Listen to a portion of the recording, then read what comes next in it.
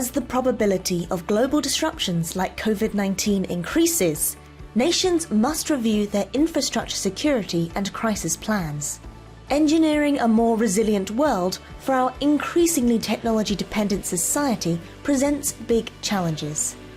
A systems approach powered by data and digital modelling is enabling engineers to predict how future scenarios will play out. Understanding and acting on the interdependencies of systems will be vital.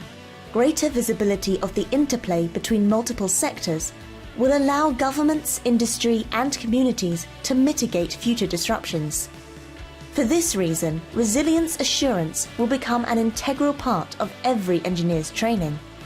What more can we do to ensure engineers are equipped to prepare us for the shocks ahead?